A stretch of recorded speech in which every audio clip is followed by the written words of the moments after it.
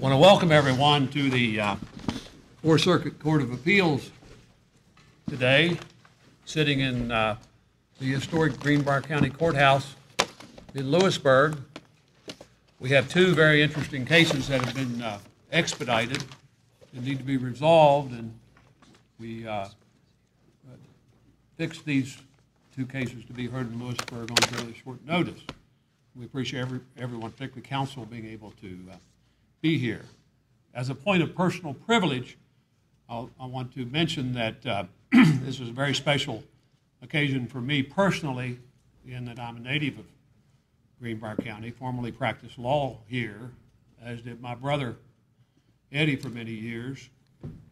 And in particular, that I was admitted to the practice of law in this very courtroom back when I was, a long time ago, when I was admitted to practice law. You had to be admitted first in the county of your residence, and I had to be approved by a character committee here and admitted to practice. And it was admitted before Judge Nickel Kramer, whose portrait is on the to our left in the corner, gave me and my friend Bill Goodwin, who was admitted with me, a very stern lecture on the obligations of lawyers and the duties of lawyers. And 45 years later, I'm back here presiding with my friend Judge Albert Diaz of North Carolina and Henry Floyd of South Carolina. It's good to have all of you here. We appreciate it. The first case is Miller versus the United States. Ms. Hester, pleased to hear from you. May it please the court. Ann Hester representing Gordon Lee Miller. This is Ross Richardson from my office at the table. The district court abused its discretion by overriding the government's decision to waive all of its defenses and join an innocent defendant's request to have his conviction vacated. Teague's non-retroactivity principle is not jurisdictional, which means that the government may waive it by making a deliberate choice to forego asserting it. The government intentionally relinquished any retroactivity defense here, a potential defense of which it was well aware when it filed a response supporting Miller's motion to vacate. Day versus McDonough and Wood versus Milliard make it clear that the district court has no authority to resurrect a defense based on a threshold habeas constraint, including non-retroactivity, which the government has intentionally waived. Amicus suggests that the parties are attempting to have this court ignore the law by asserting that the government's waivers are binding on the courts. This argument is insufficient. Well, the government can't come in here and agree to what the law is. They can't make law for us. No, but there's a difference between stipulating to what the law is and waiving an affirmative defense.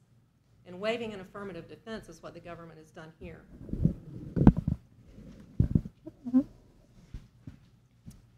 The argument... It seems to me that both the government and you have thrown the judge under the bus in that you want this panel to declare Simmons retroactive in a collateral attack.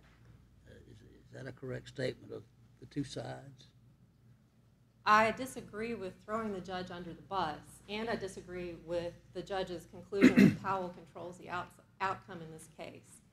Let me start by saying if the district court did properly reach the question of Simmons retroactivity, it was wrong when it concluded that Simmons does not apply retroactively. To start with, Teague does not apply to Simmons for two reasons. First of all, Simmons is substantive and not procedural. The court must ask itself this question. When Simmons makes Miller and at least 100 other defendants that we know of innocent of criminal conduct, how is it possible that Simmons is a procedural rule? There is no precedent to support such a conclusion. Well, I guess it's procedural in the sense that any rule of law that defines the method by which, in this case, a felon is going to be identified is procedural. Isn't that what Powell said? This is just a method for identifying that category of offender that falls within the reach of the statute. Why isn't that a procedural rule? Powell said that Carachuri was procedural because it limited the court's inquiry to the judgment of conviction. But a substantive rule, the Supreme Court has made clear that if a rule has the effect of leaving someone convicted for conduct that the law does not make criminal, and in this case, for Miller, that conduct is possessing a firearm after being convicted of an offense punishable by less than 1 year rather than more than 1 year, that plainly narrows the scope of Section 922G1. And under Shiro versus Summerlin, that is the hallmark of a substantive decision. Now, Powell does not... Are you saying, are you arguing that Powell was wrongly decided? Do we need to reach that question? I don't think you need to reach that question, and let me explain why. We're bound by Powell if it controls. I understand that, yes. You Powell had a doesn't... dissent there, but that's by the boards now, isn't it? There's a dissent in Powell, Correct. I say, but there is a majority opinion of the panel that controls us if Powell has anything to do with this. Well, allow me to outline for the court why Powell doesn't control here. What you have here is you say Simmons renders what your man did no longer a felony. No longer a criminal offense. No longer a criminal offense. Well, the underlying offense no longer a felony. Correct. The North Carolina offense. So, which means that he did not commit an offense against the United States. Correct. Which means that he's actually innocent Correct. of an offense against the United States. Correct? Correct. And in that event, he's ought to be entitled to habeas relief. Well, and under That's the what you say. And under the Supreme And how Court- many people you think? How many? You mentioned 100. How many folks are out there who would be impacted by that decision if you can obtain it here? Well, beyond the 922G cases, I don't have the numbers for those, but we are aware of at least 100 people who were incarcerated at the time Simmons came down. Now, I don't know about people who were... Is that just North Carolina cases? Correct. But there could be cases outside North Carolina could be impacted as well, correct? They could be using the North Carolina statute Potentially, as the yes. underlying offense. But it's only the cases that are in North Carolina that I'm aware of the numbers. All right. But we know of a class of at least 100 people. But you've got judges down in North Carolina who have gone in different directions. Correct. District judges in eastern North Carolina have gone, what? The way you want to go. Correct? The district judges in the middle district of North Carolina have gone your way. Correct. And the district judges in the western district of North Carolina have split. Correct. Some have gone one way and some have gone the other. Correct. So some people have obtained relief Correct. and presumably are out of prison or their supervised relief's been eliminated. Yes.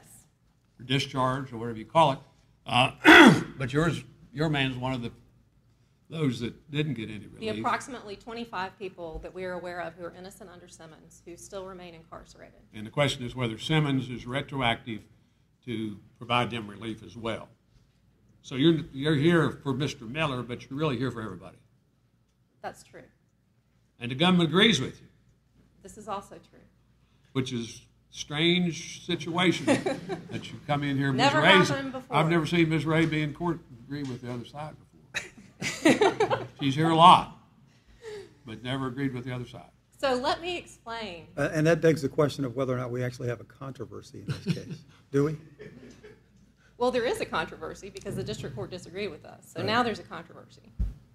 But let me explain how Powell does not control the outcome of this case.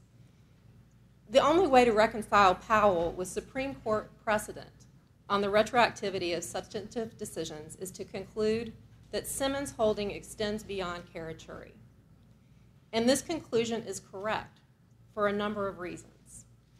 First of all, Carachuri was not even a criminal case. It interpreted an immigration statute, and the criminal statutes that it referred to are not the statutes that were at issue in Simmons. But second, the panel opinion in Simmons shows that the effect of Carachuri on cases like Simmons was not at all clear until the court issued its en banc opinion. And even then, the court was starkly divided about the effect of Carachuri on prior North Carolina convictions. Simmons' holding went well beyond Carachuri. For starters, the result in Simmons was impossible without its conclusion that when used as a predicate for felony sentencing purposes, North Carolina's sentencing statute creates separate offenses that in turn yield separate punishments. This conclusion was based on Rodriguez versus United States, and it was completely unaddressed in Carachuri. Second of all, Carachuri and Simmons interpreted different federal statutory terms. As the Simmons dissent pointed out, Carachuri did not focus on the term punishable, but it instead focused on the term conviction. And this led to a disagreement in Simmons about the meaning of the phrase offense that is punishable in Section 802.44, and whether that term had to take into consideration the particular defendant in question, an issue, again, that was not addressed in Carachuri. And again, this conclusion was not just based on Carachuri. Simmons also relied on Rodriguez in reaching that result.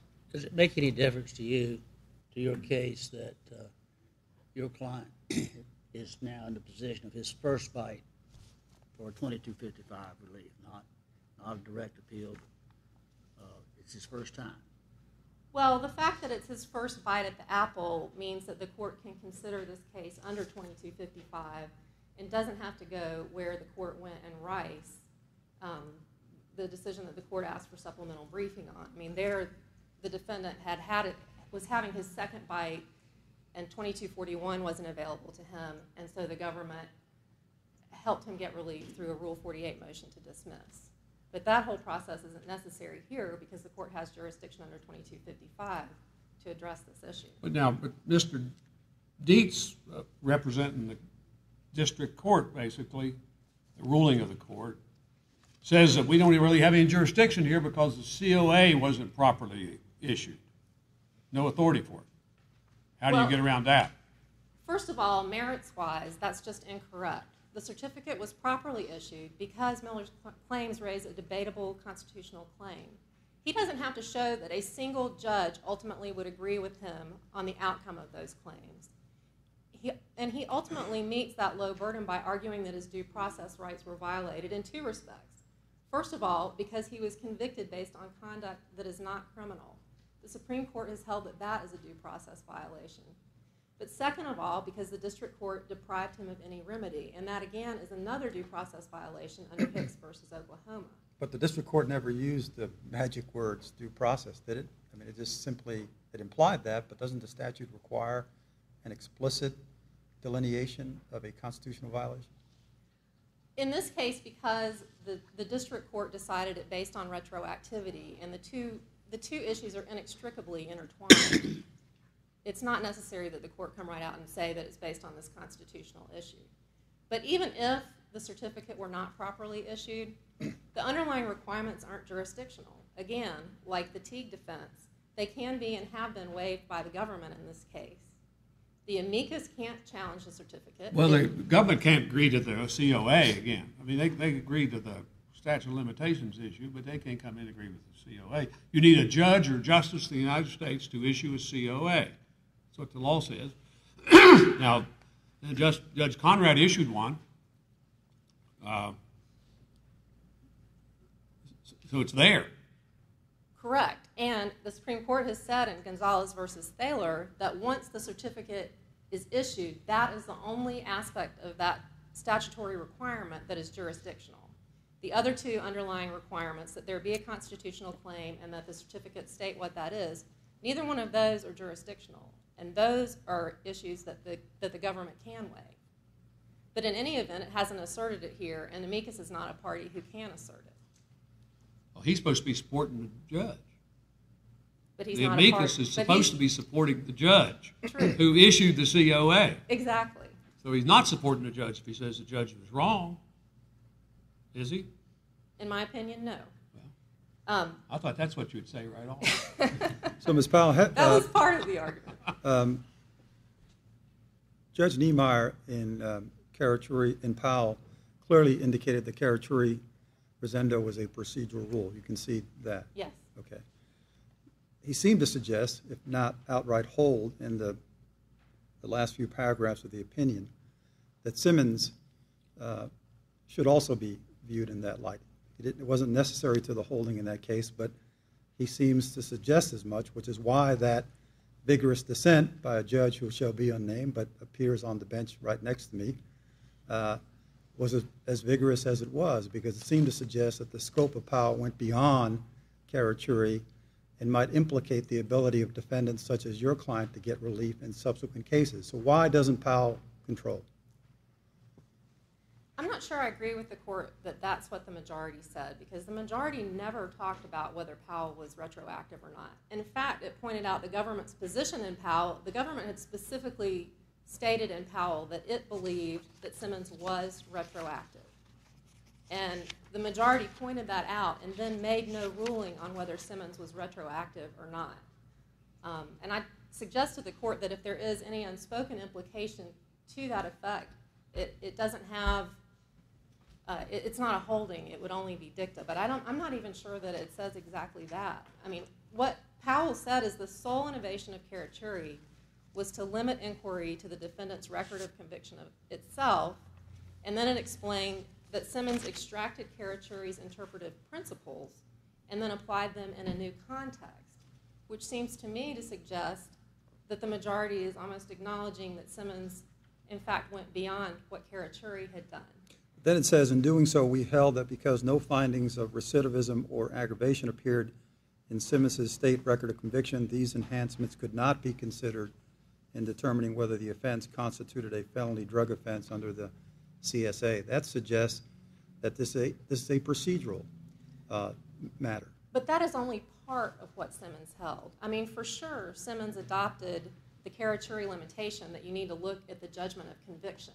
But Simmons did more than that by interpreting the North Carolina sentencing scheme, the sentencing statute, and also by interpreting that phrase that doesn't appear anywhere in Karachuri of an offense punishable by a term exceeding 1 year, or how, I'm not sure exactly how it's interpreted, but offense punishable by was not a phrase that was interpreted in Karachuri. And the amici says that in determining whether or not an offense is punishable by a term of more than 1 year, it's simply denoting a process, a procedure by which you determine that. Beyond looking at the record of conviction, you now go beyond that record to look at other information to make that determination, but it remains nonetheless a procedural rule. Is that right?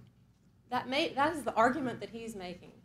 But I submit to the court that that really, it's not seeing the forest for the trees, because if you look at what has happened to Miller and to other defendants in his position, in fact, they've been convicted of conduct that is no longer criminal, and that is what a substantive ruling does. I see that I've run out of time. Thank you. You'll save some time.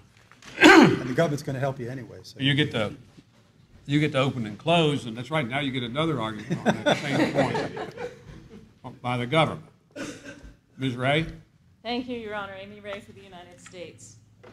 This court's decision in Simmons narrowed the substantive scope of a criminal statute such that conduct that we understood to be unlawful when Mr. Simmons received his enhancement, we now understand under Simmons is entirely lawful. So an individual like Mr. Miller, who could possess a firearm for purposes of federal law at the time he was convicted of an offense instead. In that substantive narrowing of the statute, the decision is substantive, and the Teague general rule against retroactivity does not apply because it falls neatly into the exception to Teague for substantive decisions of criminal law. Would that same result apply if we were dealing simply with a sentencing enhancement beyond? Yes, absolutely, Judge Diaz. The question that Teague raises is, what is the rule? Is the rule itself retroactive or is it not? So if it is retroactive as to some purposes for post-conviction, the question is, does it apply retroactively at all? So it would apply. But let me be clear. The question of retroactivity and cognizability are distinct, those two questions. We first, under Teague, have to reach the threshold question of retroactivity, and that's what this case brings into play. The second issue is cognizability. And so whether a particular petitioner's claim of sentencing error is cognizable under whatever post-conviction statute is raised is a separate issue that's not before the court today. It is the government has argued in the district court that quite a few of the defendants who have sentencing errors under Simmons should be entitled to relief, and we have agreed to that relief. in armed career criminal cases and similar cases. So, but I want to be Do very you agree clear with the numbers that we got from Oh, yeah, at least. Ms. Hester? Yes, Judge King, yes. I mean, I think that they're greater than that. Now, the 922G, I would defer to Ms. Hester because I think she's actually looked at that very carefully. But I think when the question of how many defendants might benefit from Simmons or otherwise would not, if it were not held retroactive, is in much more than 100, because that's hundreds at least, if not 1,000 of sentencing claims. Now, Ms. Hester argues that in addition to winning on the merits of Teague, we don't even need to get to Teague because what we're dealing with is a non-constitutional interpretation of a statute. Is the government willing to go that far? We have not taken a position, we have not waived the Teague defense in this case. So we don't agree with the defendant in this case that we have affirmatively waived that defense. And the reason we didn't waive it is because it doesn't apply. You don't waive a defense that does not apply, and this is an exception to that Teague defense. The exception is for substantive rules of criminal law, a decision that makes a change in the substantive reach of a criminal law. That decision, Simmons, is one of those decisions, so we don't need to waive it. It applies. And so we don't believe that I think that the waiver issue is really a non-issue in this case. We didn't purposely waive it because it doesn't apply. You were in the Simmons case, weren't you? Oh, yes, sir. Yes, I was. The memory is deep. But yes, no, I was. And you know, I think that the decision in Powell for the government to determine whether or not our position was that Carachuri Rosendo was itself better understood as procedural or substantive was a very close question. But Simmons, the question of whether Simmons is retroactive or not, we do not believe is a particularly close question. And we made that, and that's not to suggest that the district court in this case was just off its rocker. I don't think that's true either. But we didn't throw the district court under the bus because we argued this point in the district court. It's not as though we came on appeal and were arguing something else. We've been clear, really since Simmons was issued, that Simmons itself substantively narrows 922G1. And you've taken that position in all the cases like this in the Western District? We have, and in the Eastern District and in the Middle District. All over North Carolina? As far as I know, we have. We better have. Because, you know, we really worked, we spent a lot of time after Simmons, obviously, considering its impact, and really before the en banc decision came down, we were looking at its impact, and we knew that its impact would be broad. And we wanted to be sure that once the decision was issued in Simmons, that the government was ready to do justice. And justice in this case is applying that decision, and the honest application of that decision is that it is a substantive decision that renders lawful conduct that we understood earlier not to be lawful. Well, would this be a correct statement as in part of the reasoning that you've taken? The retroactivity of Simmons was irrelevant to Powell because Powell's 2255 position can only be triggered by a retroactive Supreme Court decision. That is accurate, Judge Boyd, yes. Okay. That's right. I mean, and that's part of our argument that Powell didn't decide this case. And it gets us away from Powell. It does, and I think that in response to Judge Diaz's questions of Ms. Hester about that language in Powell that refers to Simmons, that language certainly exists, but I don't think that we have to run from that language because I think what the court was saying in Powell, the majority, was simply saying, you know, taking a small part of Simmons and noting that the Simmons court was looking to Carachuri Rosendo for certain procedural aspects that were in Carachuri Rosendo itself, but that language did not decide the issue of whether Simmons itself is a substantive decision. And the court couldn't have decided that issue in that case. It was a timeliness issue, it was a statute of limitations issue, and it resolved only the claim of Troy Powell. There may have only been one other defendant who filed his petition within a year of Carachuri Rosendo. And so going into the Powell litigation, you know, we were aware that question of timeliness was important to establish, and that Troy Powell was one of the few. And that's not really relevant here, except that the only issue in Powell was timeliness. And the government, after Powell, the Department of Justice decided to begin waiving the statute of limitations so that question wouldn't be an issue anyway. in cases in which we understood that the defendant was entitled to relief under Simmons and where the only issue in the way was the statute of limitations. So when Amici says Simmons did not announce a new rule, it applied the rule announced in Carachuri, that's wrong. I disagree with that statement, yes, Judge Diaz, because it did much more than that. Simmons didn't simply, so the question in Carachuri-Rosendo was what's an aggravated felony for purposes of the Immigration and Naturalization Act, and how does that interact with 844A of the Controlled Substances Act? Simmons did not construe the Controlled Substances Act for purposes, at least not 844A.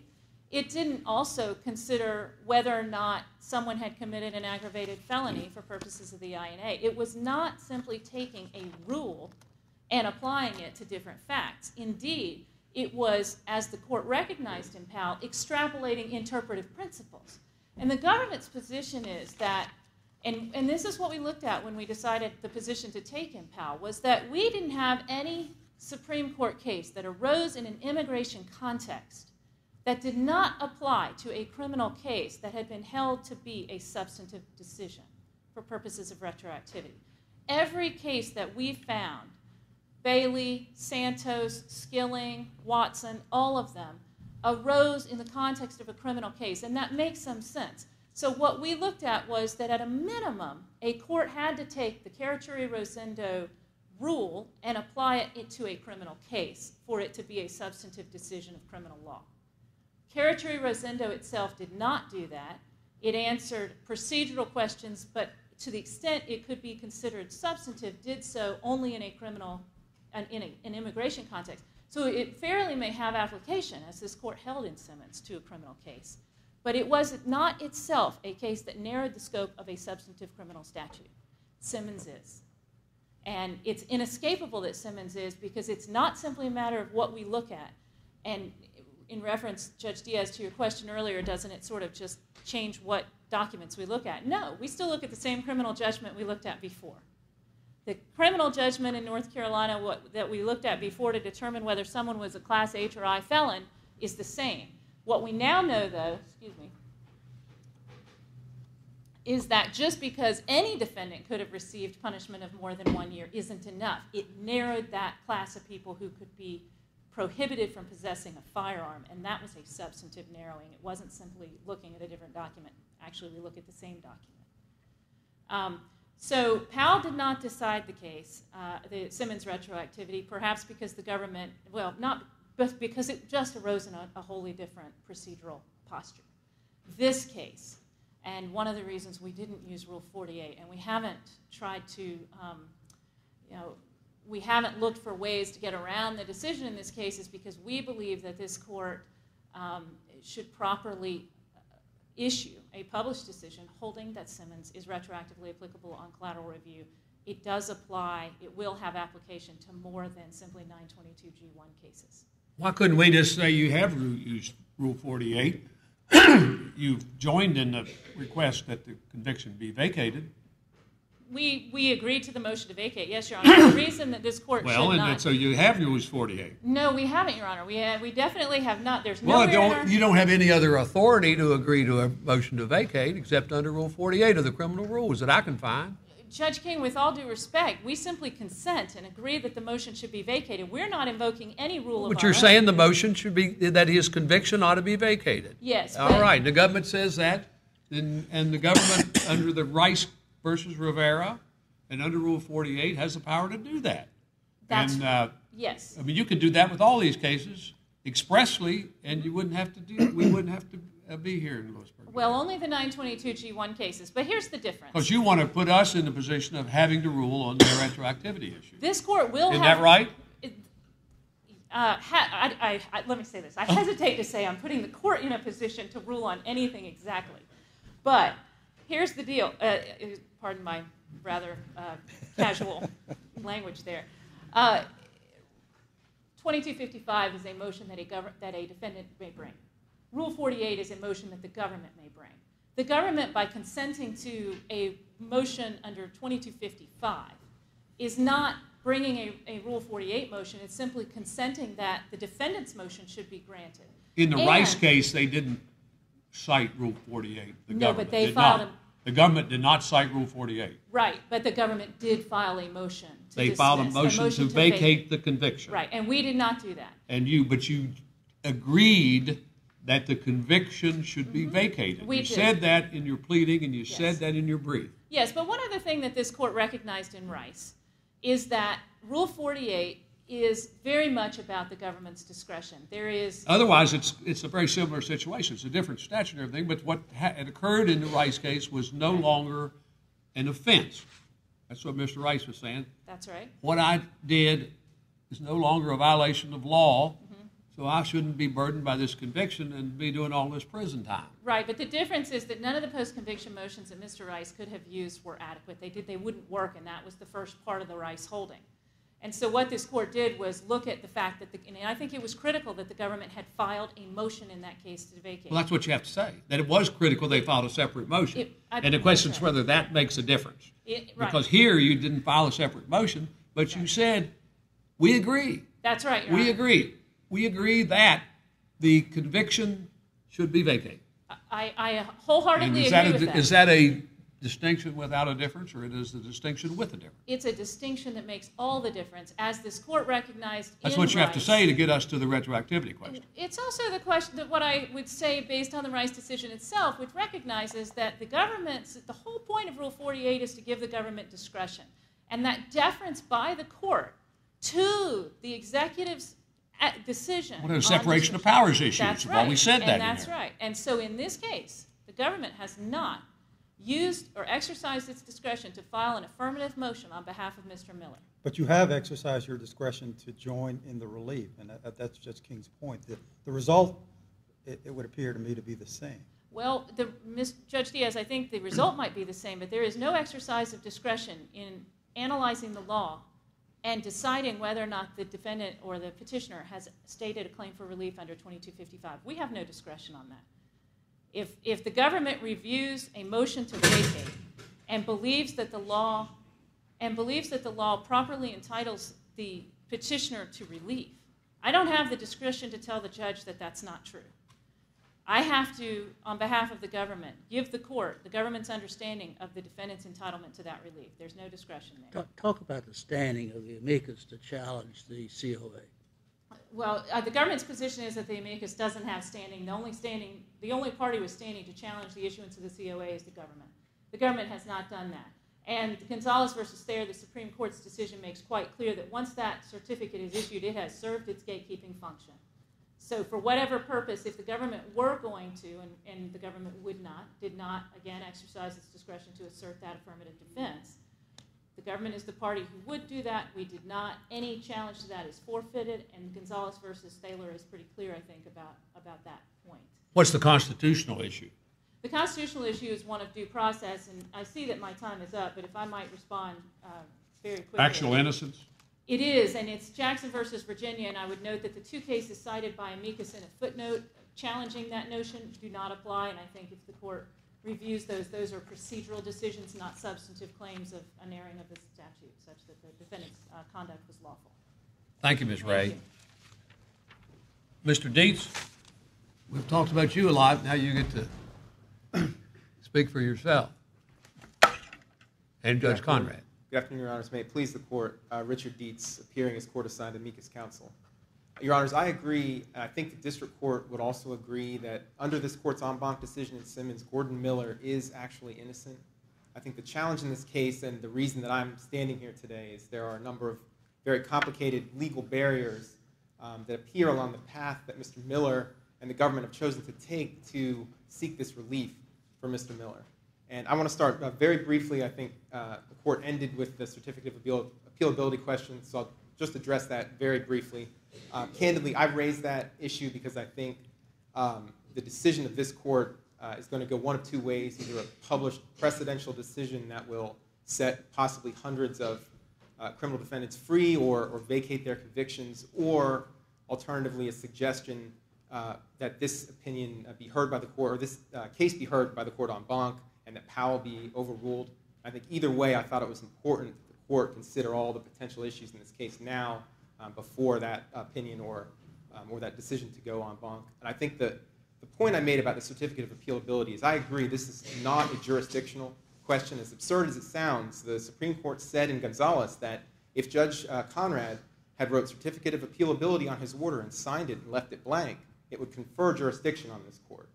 But what the Supreme Court has also said is the other requirements for a certificate of appealability are mandatory, although not jurisdictional. And I think that makes sense because if you look at it, unlike, say, a statute of limitations, which is a personal defense for the government, like all statutes of limitations, it's something that is personal to a party and can, of course, be waived or forfeited, and the court would need to honor that decision.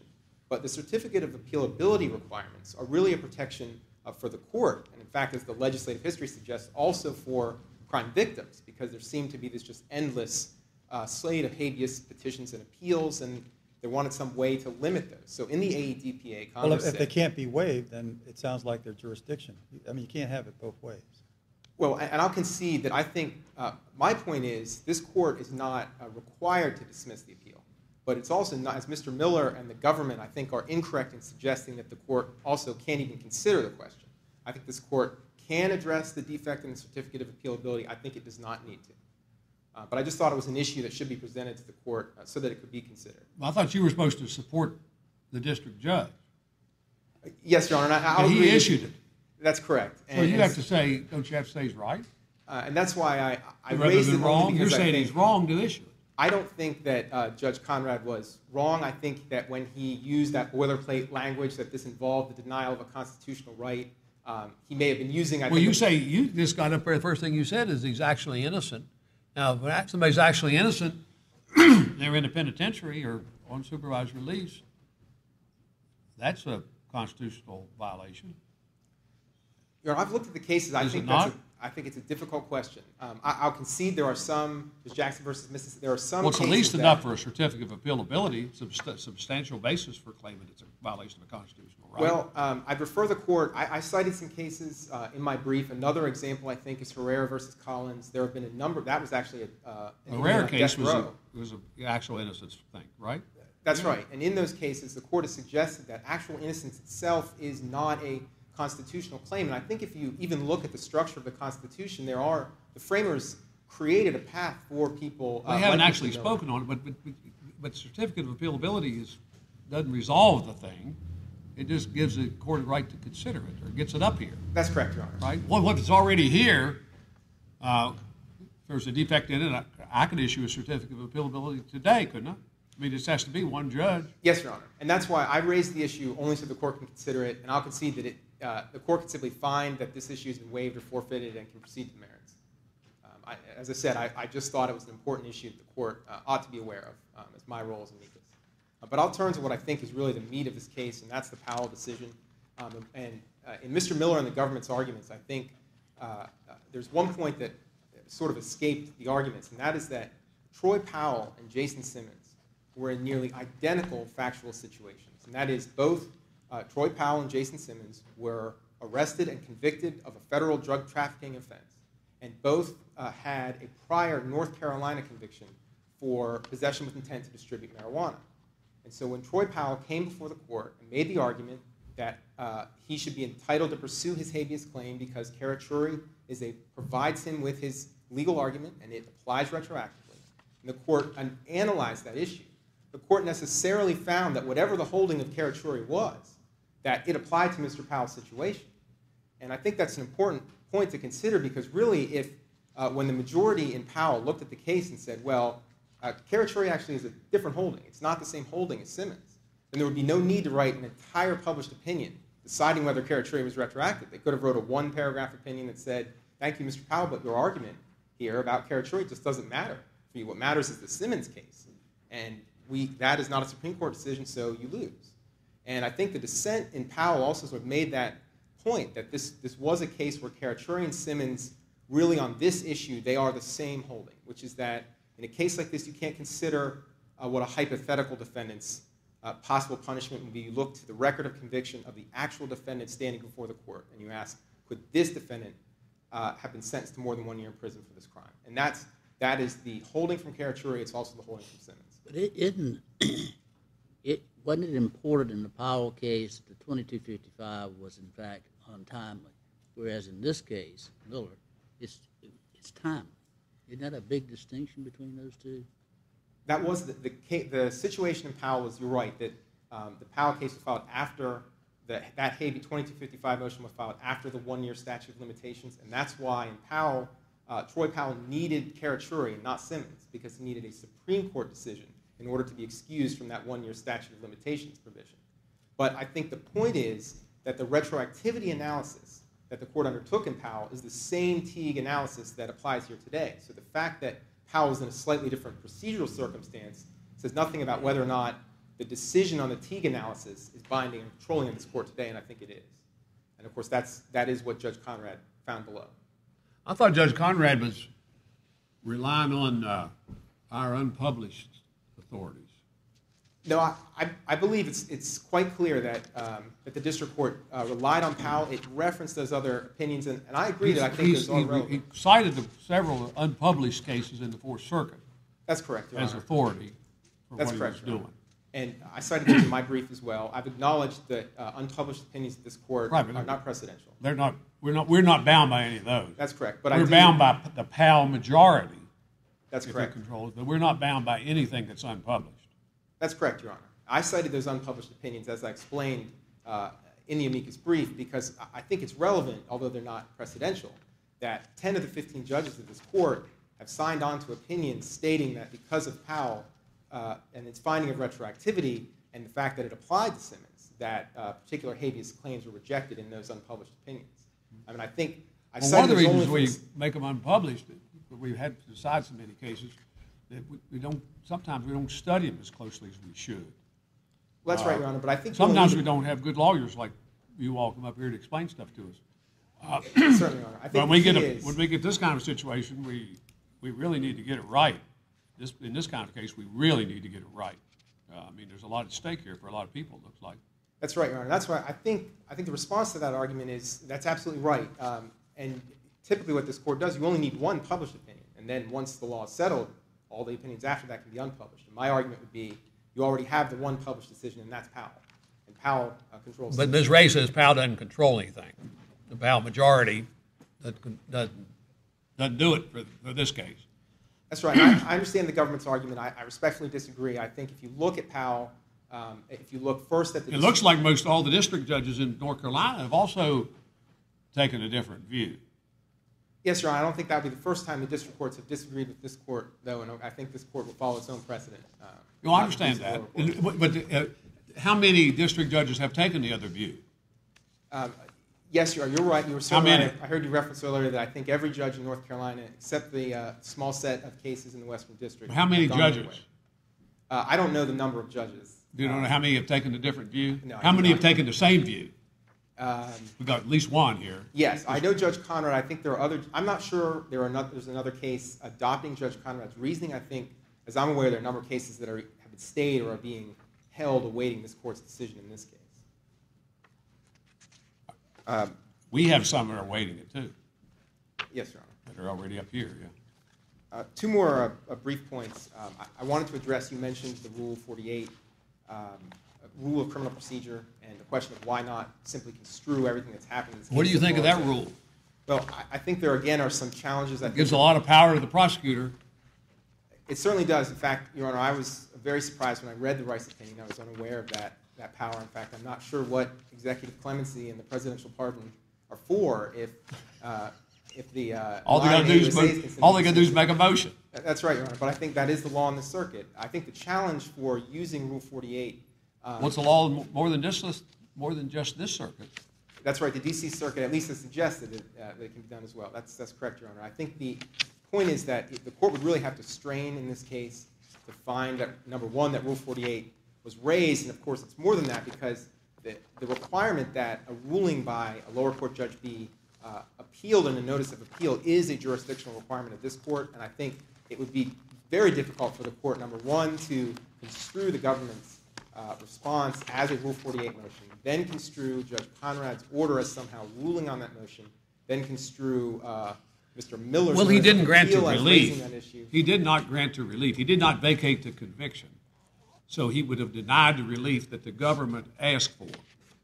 The government asked for the conviction to be vacated. in those words.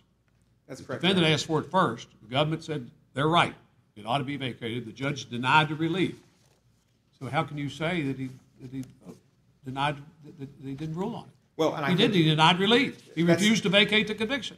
that's fair, Your Honor. So if then the court construed that response as that motion, construed Judge Conrad's order as an order denying that motion, you'd still have to find where was that it's appeal. easy to construe the Judge Conrad's order as denying it because he denied relief. Now the government, whether they made a motion or not, may be a little more difficult. Yes, Your Honor. I just think it would be They very... joined in the request. Yes, Your Honor. I think it's a difficult road for the court to take to when this was an issue that was never raised by the government to now on appeal find for the first time not only that issue was ruled upon, but that it was appealed and it's been properly presented in this court. And what authority would he have had to rule on that motion? Because it's a separation of powers argument, isn't it? Yes, sir. I think that the separation of powers question has been addressed, and the argument is because the court or because the government can only make these motions when they're not in bad faith. The court has said that prevents a true separation of powers violation here. But I certainly think it's so close to the line of separation of powers in a case like this that, again, I think it's very dangerous to when the government hasn't even made that motion to construe a response or other pleading in the lower court as having done so, and then treating it that way for the first time on appeal. And finally, just very briefly on the procedural issue that Judge Diaz had mentioned, my argument is that, yes, this is a procedural, not a substantive ruling, the Simmons ruling. And the reason, very briefly, is that if you examine the ultimate consequence of the Simmons decision on a 922G case like this one, what you really have is not a class of people who are now no longer, whose conduct is no longer criminalized. What you have is a situation where you have to go back and do fact-finding and see, are these people actually innocent or not? Because the problem is, and I understand Mr. Miller and the government's point is, look, in most cases, I think Mr. Miller's brief said almost always, you can look at the papers that are filed with the judgment in the North Carolina State Court, and you'll be able to see somewhere on those papers what the maximum possible sentence was that this particular defendant could have received. But even in that circumstance, the government, for example, may look and say, this is a really bad guy. This is a notorious drug dealer. And we know he's been arrested in a bunch of other places. And I don't think there's anything in the law that suggests the government would be bound by what was in that state court clerk-prepared form. And they could come before the jury and prove beyond a reasonable doubt that, in fact, this particular defendant could have been convicted of more than 1 year in prison, and therefore that they satisfied the elements of 922G. And I think that really highlights that this is, in essence, an evidentiary ruling. It's a requirement about what process has to be followed by the government, what it needs to prove in order to satisfy the elements of the crime. Well, how is that any different from a requirement, for example, in Bailey, where the Supreme Court said that using a firearm requires the active employment of a firearm? The government has to come forward before a jury and make out its case, present its evidence, and either that defendant falls within or without that class of defendants who's guilty of that offense. How is that any different than what we have here? I think the difference is that Bailey was a case that changed the range of conduct that could be criminalized. And that there's a key difference there, because in this case, the conduct that's criminalized hasn't changed. Possessing a firearm is that conduct. And so in Bailey, it actually changed that.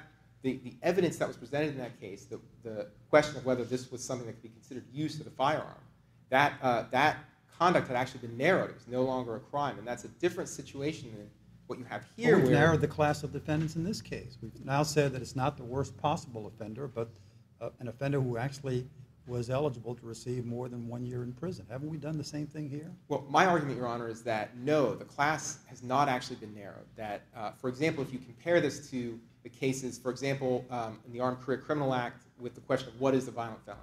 And when you say, and as the Supreme Court says in the decision, a DUI is not a violent felony, then you've created a class of people, a discernible class of people who are no longer, it's been narrowed so it no longer applies to them. But you can't look in this case and say who are the people whose offenses are no longer punishable by more, or who are no longer being convicted of a crime punishable by more than 1 year in prison. When you look at that, you have to go back and look at the factual record. You have to decide, could the government, if there was some sort of retrial, if they'd known they had to put on this evidence, could they have proved it? There's no discernible classes in these other cases, and I think that's why this is a procedural ruling rather than a substantive one. If there's no further questions. Thank you very much, Thank you, Mr. Dietz. Ms. Ray? Thank you, Your Honor. Very quickly, Powell does not control, and it is not necessary that this case take Powell or this case en banc to overrule Powell, because Powell doesn't answer the question. So amicus' suggestion that there's any need to take this case en banc in order to reach the substantive issue and hold that Simmons is retroactively applicable on collateral review, the government disagrees with that position. The Powell court specifically did not address this issue. And to the extent there may be language in there that, that some folks have construed as having done that, that is not binding, controlling language, because that issue was not before the court. The fact-finding, the response is simply right on line with Judge Diaz with your question that in Bailey, any of those cases that narrowed the scope of a criminal statute, there would have to be questions of, did the person actually commit the crime that we now understood, and as we now understood, it should be defined. And in this case, it's not simply possessing a firearm. There's one other element, which is the person has to have been convicted of a felony, of a crime that's punishable by more than 1 year in prison, and that's the element that was narrowed by this court's decision. In Simmons, it was a substantive narrowing, and that decision should be held retroactively applicable on collateral review to all cases on collateral review, and then we'll address cognizability as those issues arise. If your honors don't have further questions, thank you very much. We request the district court's decision be vacated and the case remanded. Thank you, Ms. Ray. Ms. Hester, you get the last word. Thank you, Your Honor.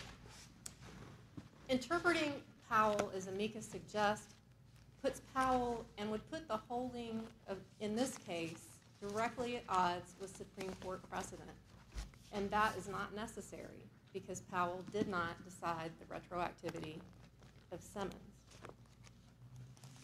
As far as amicus' argument that Simmons is a procedural rule, how can you say that there's no class of people outside of the statute when we can look at the state court judgment and determine that at least 100 people are innocent of 922G? That is a question that amicus has not been able to answer. And that's because Simmons is a substantive decision that should apply retroactively.